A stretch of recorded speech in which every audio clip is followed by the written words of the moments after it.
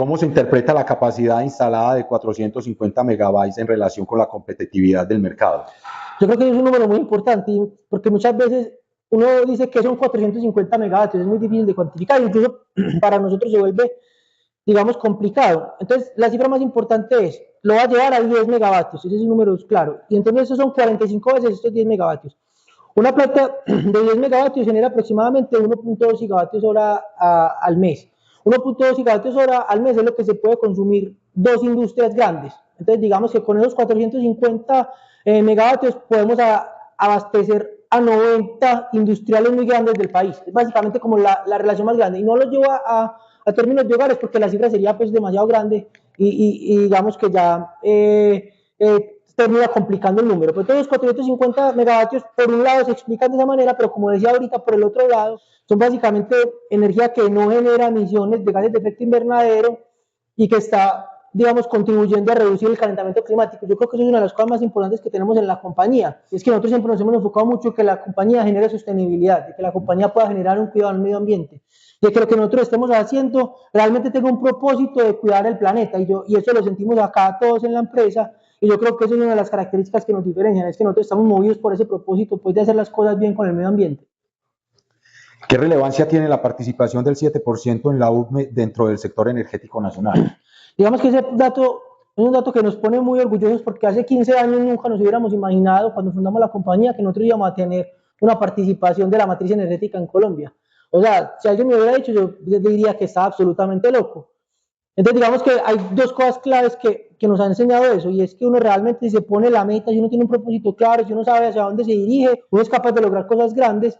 Y la segunda, y yo creo que esta es clave, es que si nosotros fuimos capaces de hacerlo durante estos 15 años, que no nos lo esperábamos, ahorita que ya tenemos ese conocimiento, ¿qué podríamos hacer en los próximos 15? Entonces es una invitación que nosotros mismos nos hacemos y que le hacemos al equipo, es cómo soñamos la compañía que queremos tener en los próximos 15 años y tratemos de no poner límites. O sea, tratemos de construir algo grande, tratemos de construir algo que genere desarrollo, tratemos de construir algo que genere país y dediquémonos a hacer eso día a día. ¿Qué implicaciones estratégicas tiene operar en 3 países para el crecimiento empresarial? La operación en 3 países es una cosa es difícil, y a mí me gusta ser muy claro y transparente porque eso no es un tema fácil, son culturas diferentes, son modas de comportarse diferentes, la comunicación, digamos que tenemos tiempos, horarios diferentes, y eso nos ha causado dolor, pero digamos que hemos aprendido y hemos encontrado con socios, digamos, nos hemos encontrado con socios y con un equipo que comparten nuestra filosofía, que comparten nuestros valores, que son íntegros, que son cercanos, que hacen que las cosas pasen, que están creciendo constantemente. Y yo creo que eso es lo más importante. Si uno es capaz de encontrar un equipo en cada país que esté alineado con el propósito de la compañía, que esté alineado con los valores y que esté alineado con la visión, a pesar de todas las cosas difíciles que van a pasar, uno es capaz de dejar las cosas adelante. ¿Cómo contribuyen los proyectos solares a la transición hacia una economía carbono neutra? Básicamente, la producción con paneles solares no produce emisiones de carbono. La producción de los módulos antes de instalarlos produce gases de efecto invernadero. Entonces, básicamente lo que pasa es que los paneles solares duran, digamos, operan 25 a incluso hasta 30 años, y digamos que las emisiones que generó durante su producción se recuperan entre los 2 y los primeros 3 años. Después de recuperar las emisiones, los próximos 23, 22 años son netamente ayuda a reducir las emisiones de gases de efecto invernadero, y eso va directamente a reducir el calentamiento climático. ¿De qué manera la sostenibilidad puede convertirse en una ventaja competitiva y no solo es una obligación regulatoria? Yo creo que nosotros lo hemos visto mucho, es cuando llegamos a los proyectos y cuando trabajamos con las comunidades, nosotros, cuando digamos que yo no lo veo solo como sostenibilidad ambiental, sino sostenibilidad social. Entonces, cuando llegamos a la comunidad, nos preocupamos, ¿qué necesita la comunidad realmente? ¿Cómo podemos ayudar a la comunidad? ¿Cómo podemos, y la palabra que decía ahorita, cómo podemos generar desarrollo en esa comunidad? ¿Cómo podemos generar oportunidades? ¿Cómo hacemos para que la comunidad no solo trabaje con nosotros un tiempo mientras estamos construyendo, sino que haya trabajo a largo plazo? Y eso las comunidades lo notan, las comunidades entienden el beneficio y básicamente nos permiten que nosotros podamos hacer el trabajo en la tierra de ellos. Yo creo que eso es súper importante y eso se vuelve una ventaja competitiva. Pero en el tema de árboles, que también se conecta mucho con los sociales, nosotros nos dedicamos a sembrar árboles en las zonas donde nosotros vamos a hacer nuestros proyectos, entonces incrementamos la diversidad. Incrementar la biodiversidad permite que la temperatura de algunas zonas se disminuya, porque por lo general hacemos proyectos con temperatura muy alta y eso impacta directamente a la comunidad. la biodiversidad, digamos que trae animales, trae frutos, impacta a la comunidad. Entonces, digamos, como esa sinergia entre lo sostenible ambiental y lo sostenible social permite que nosotros tengamos como una licencia de la comunidad para poder trabajar tranquilos, para que nos dejen llegar a los proyectos, para que cuiden nuestros proyectos. Entonces, yo creo que al final se termina viendo una ventaja competitiva. ¿Qué impacto económico tiene la reducción de la huella de carbono en la reputación corporativa?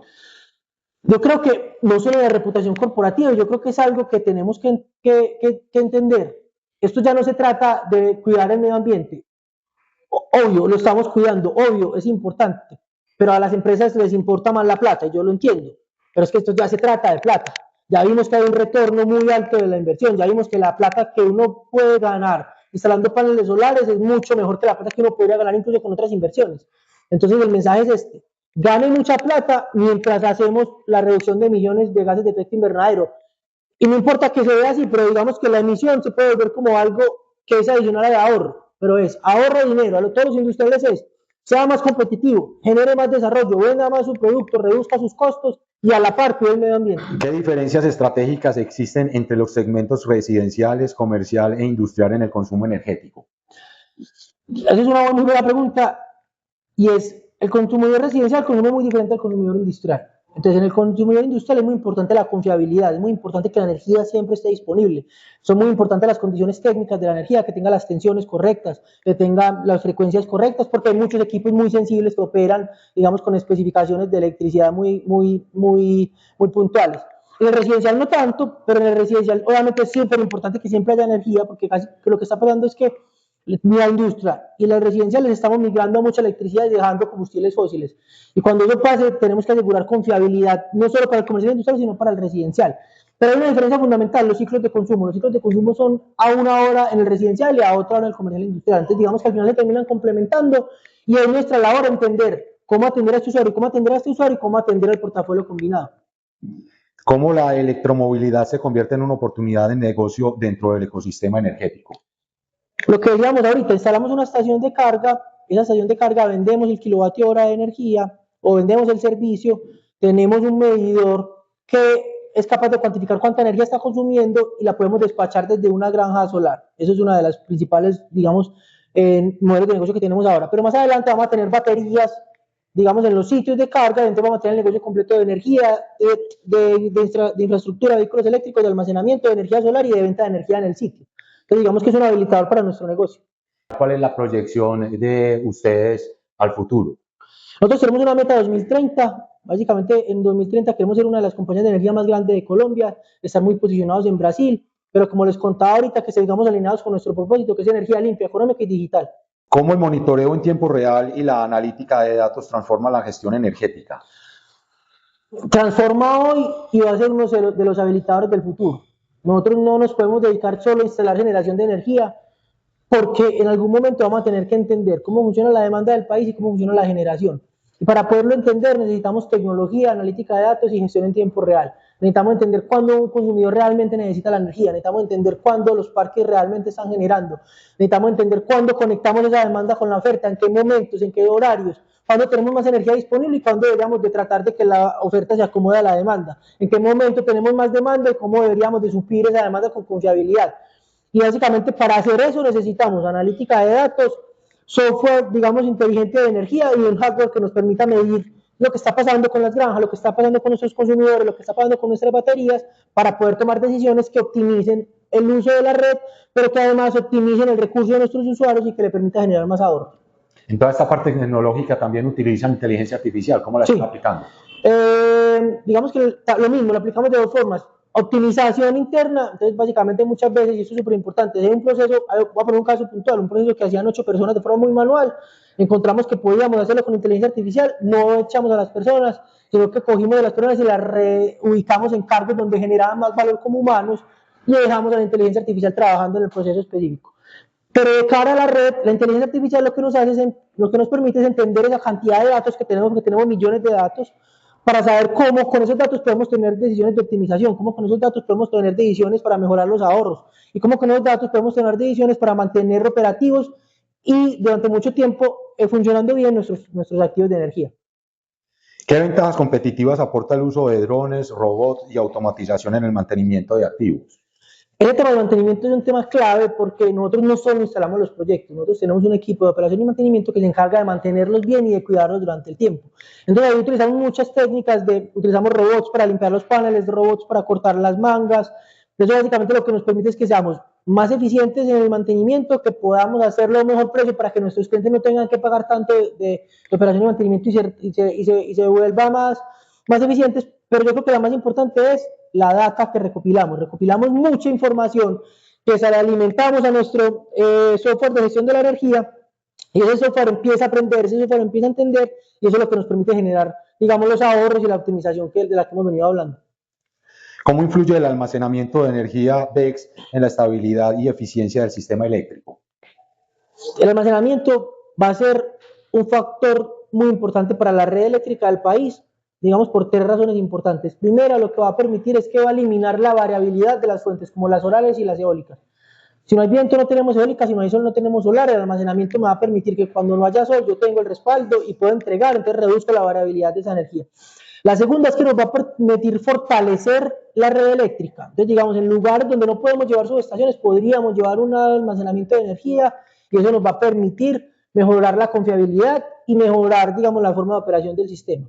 Y la tercera, ese va a ser un catalizador para que se instalen muchas más fuentes de generación renovables. Entonces yo creo que el almacenamiento va a servir como catalizador para reducir las emisiones de efecto invernadero de gases de efecto invernadero del sistema eléctrico colombiano.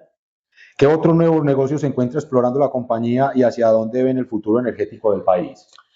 Nosotros constantemente estamos evaluando proyectos. Ahorita, digamos, uno de los proyectos que veníamos evaluando y que ya lanzamos es el de movilidad eléctrica, donde tenemos estaciones de carga alrededor del país, donde las personas pueden ir a cargar su vehículo eléctrico totalmente funcional.